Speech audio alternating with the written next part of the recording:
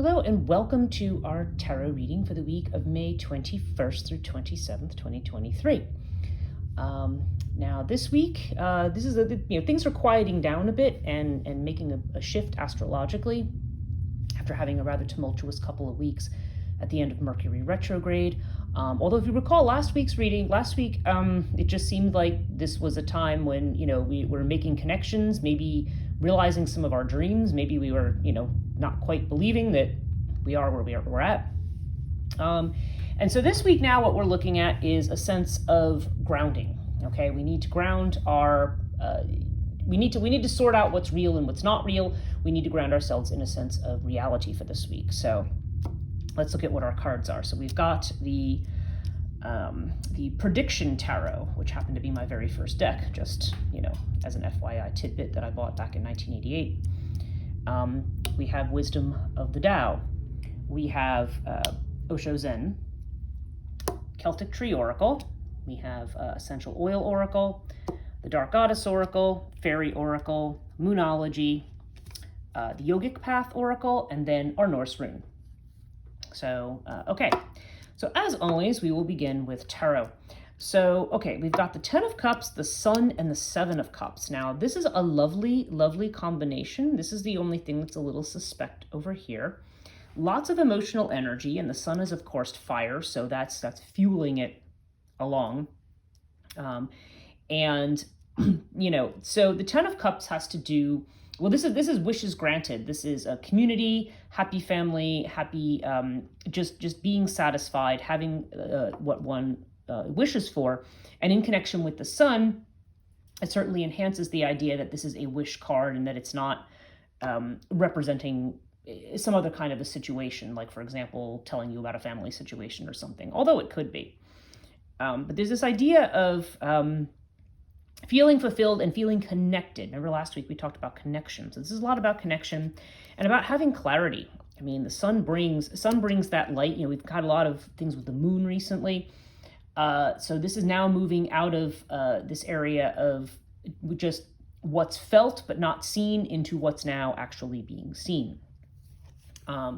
So we have the 7 of Cups too. Now, 7 of Cups is a card that's a bit of a, it's a bit tricky because it points to two different things. On the one hand, the 7 of Cups, positively speaking, represents opportunity. So this may be where we have a lot of options. But typically when we have all these options, it can almost be overwhelming. Like and it gets to the other side of this card, which is don't let yourself fall prey to deception and illusion. So there's this sense of, okay, you've had all these good things. You have a clear path now. Now you want to make sure you get your feet on the ground and look at all your options in a more grounded kind of way. Okay, this doesn't mean over-speculating and overthinking, but just trying to get a sense of where you're really at.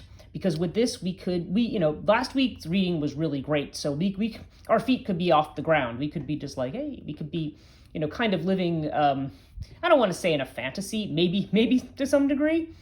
But there almost is a sense of, okay, yes, you can believe you've got these great things going on, but don't let yourself fall, don't let yourself fly away and become completely ungrounded.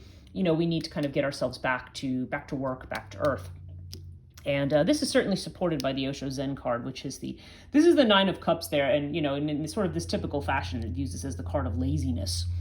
And I don't really like the name of this card. I understand what the creator of this deck was trying to get to here. But what we have here is we have the guy sitting here, like, enjoying his drink and kind of, almost looks like he's on the beach, but you see this kind of broken up scene behind him.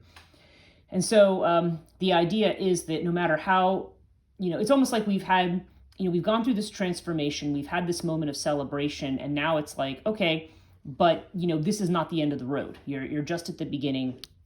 Don't sit back and rest on your laurels for too long. There's more work to be done. You need to move ahead and do more work on manifesting the new direction that you're going in, or developing the new relationship that you're in, or dealing with the realities of that.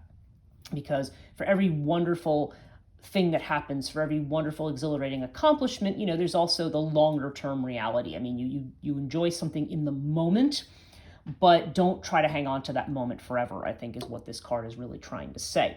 It's like, okay, you've had the moment, now let yourself flow into the other moments without looking back, because you don't want to turn back and say, oh, I was happy there and I'm less happy today. Like, you don't want to, you want to ride the wave of something and recognize that, there's still going to be ups and downs. There's still going to be other things in life that we have to look at. Doesn't necessarily mean things are bad. It just means that, we've had the vacation, maybe now we need to get back to work. Okay.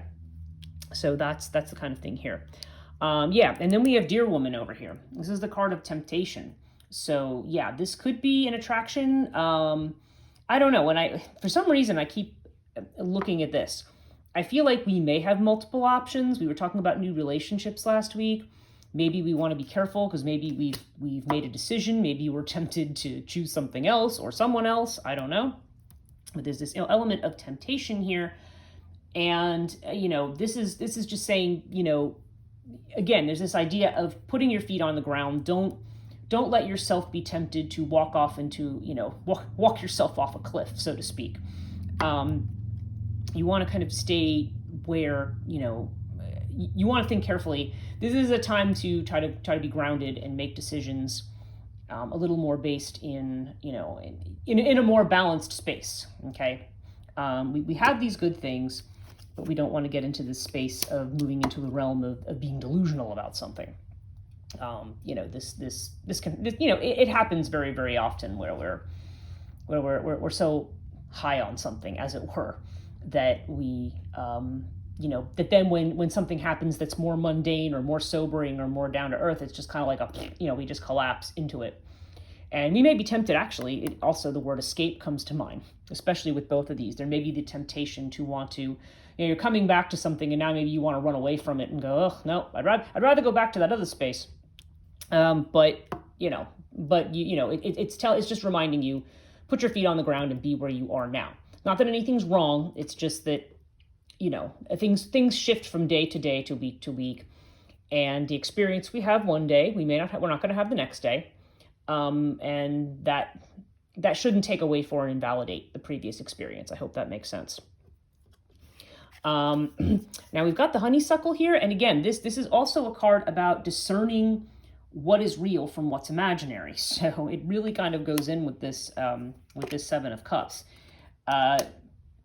It's about secrets that are being revealed. So, again, when we are in the moment of an experience, now there's a chance to kind of step back and look at the big picture and see, what really sticks and what doesn't. So, so there's going to be some level of evaluation here. Now over here, okay, the Wisdom of the Tao, we have the Release card, the metal element, and then we also have Strength. And again, with Release, it's the same thing. Release is the idea that you are strong, you are in your power, you can be confident of being in your power, but don't, if you get the sense you shouldn't trust somebody, don't be over trusting, because one of the stories of the Yu Fei on this card is that, he had all this power, and then, even when he had signs that he shouldn't trust certain people, was just a magnanimous and trusting person anyway, and then that was his downfall. So, so you want to make sure that you, it's okay to be in this very open space, but also just, make sure your eyes are open. I feel like there could be a person or a situation that could be dubious. There could be a lot of options, and you may, because you've been in an optimistic space, you may want to see something positively that maybe you should question. I think maybe that's the best way to look at it. And again, we have this card of Strength. So this is a card that says, again, because there can be some doubt that comes in with this. There can be a sense of unreality. This is saying you have the strength to do something. And again, there's a reminder here that this is a strength that doesn't come through brute or aggressive force, but through grace, charm, wit. I mean, just, negotiation, just doing this without force. Again, very much like the Strength card of the tarot, in the sense, you see the woman who is closing the lion's jaws. It's about having the strength to, through this kind of more loving, more gentle energy, to overcome brute force, okay? So that's definitely the essence of this card. Yeah, in our Fairy Oracle, we've had all the singers in the last few weeks. Singer of Courage this time. So the Singer of Courage, yeah, it's exactly what it sounds like. I mean, this is a time, really what the meaning of this card is, the way it's described by Brian Froud, or by I'm not sure if he's the one who actually wrote the book, Jessica Macbeth, I think her name is, who wrote the book. But the way she describes it is, from the time we're very, very young, our experiences shape what our narrative is for the rest of our lives. If we have a certain experience, we decide that, this is what it's always going to be. We have a sense of hopelessness because we say, well, I'm in this pattern and this pattern's never going to be any different. So Singer of Courage is that courage to break out of these patterns from the past, or these past ways of thinking based on old experiences that no longer apply in the present. And in fact, in addition to the Singer of Courage and Strength, we have Work Through Your Fears over here with the new moon in Scorpio. So this is a time when, again, when you have this newness, there's an excitement that goes along with it, and there also may be some fears. There's a new situation where that is really very good, but we may still not be seeing something for what it really is. So I feel like this is saying, again, that none of this is saying that you should now, you opened yourself up last week, now you should pull back. It's not saying that. It's saying that there could be some doubtful situations and you need to remain courageous. Okay, you need to work through your fears. This also, by the way, again, if we're talking relationships, Scorpio has a very strong sexual energy to it, and this card does as well. It can indicate if you've had an emotional drought or, famine, or as it were, that now things may start flowing in that direction again. So this is about opening yourself up to that energy and flowing with that energy, okay?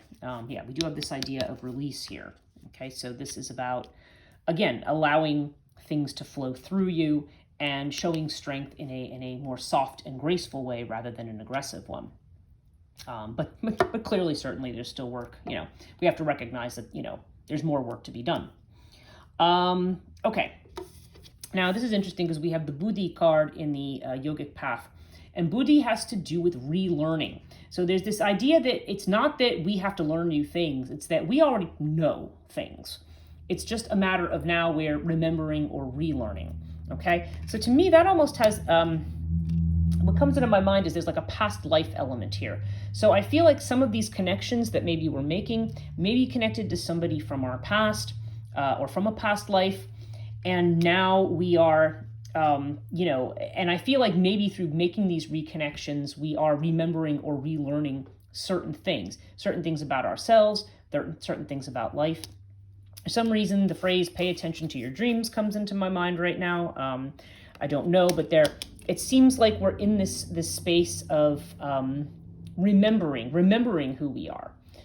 If you look at this from an Eastern perspective, the idea is that we all are Shiva, that we all are divine in our own way, that is already within us.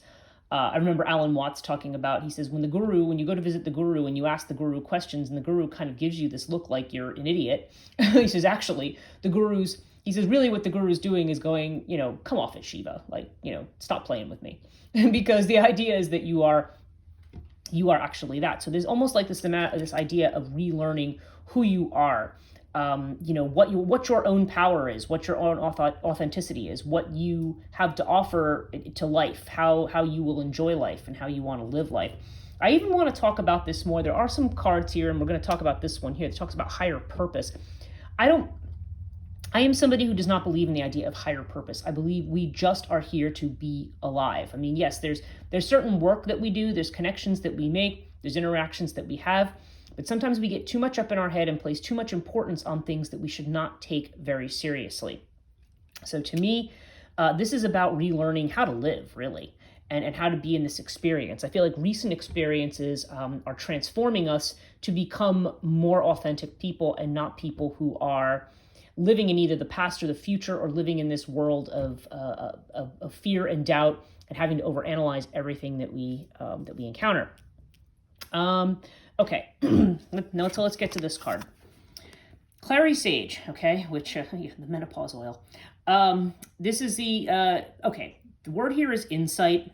The trigger statement is there's no hope. The true statement is there's a higher purpose. And again, I take that phrase with a grain of salt. Connect with your higher self and allow yourself to be guided to your higher purpose. As the veil of illusion falls away, you will find your answer. Okay, so this, I'm not big on the higher, lower self hierarchy business. This is simply to me about finding your, reach inside. The answer, the veil of illusion falls away when you connect with your own inner knowledge. Okay, this is not, we don't want to let others tell us, what we should think, how we should think, what we should be. I mean, you already know the truth of something deep down inside. You already know it's true and false, okay?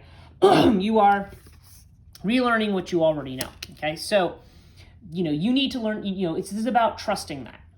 And trusting that we're going to go ahead in spite of any doubts. And again, given the happy nature of a lot of these cards, I feel like it's more, a little bit left over from last week. There was that possibility of self-sabotage.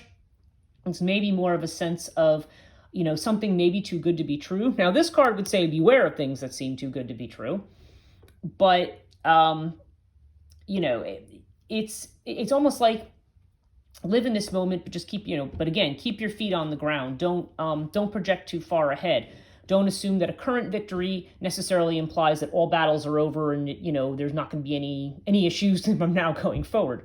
It's just, you've been in this great space, and the way to maintain that is really to just flow with whatever the experience is. If you have a high experience followed by a low experience, it's not that, all of a sudden everything's falling apart or everything you just had was wrong. It's just that, you are, things just ebb and flow naturally. And, if you've reached a high and then you feel like you're going into a low, then you'll reach a high again and so on and so forth. It's not, you flow with it. It's not that you're trying to do an excessive amount of balancing or trying to control what's going on there. Okay. You want to be centered and focused on moving forward, but,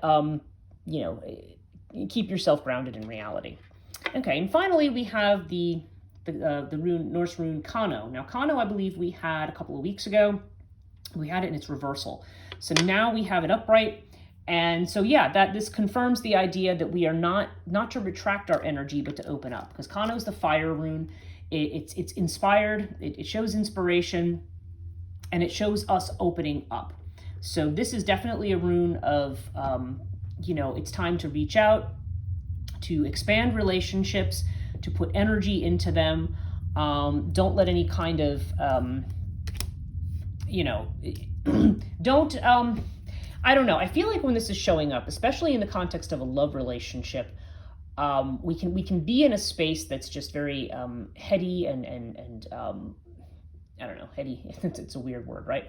Where we're just, we're very much caught up in the feeling, and we expect that feeling to go on and on and on and on and on. And sometimes it doesn't. People have to go back to, we're all living, whatever we may have gotten away from, we're all going back to living our regular lives. So really the trick here is to allow yourself to have that experience while you're having it, and then just flow into the next thing without turning back and going, oh yeah, I wish it was like yesterday. Don't allow yourself to experience these ideas of remorse, because then you get into patterns of, trying to control things and trying to keep things from changing. Okay, things need to change naturally. It's like the butterfly. I mean, the butterfly is beautiful. If you catch it and pin it down, now you've destroyed it. Okay, you need to kind of let it flow in the way that it's going to flow, and keep yourself open here. Okay, I hope all of that makes sense. But definitely there's a sense of there could be a little dreaminess. There could be a lot of options.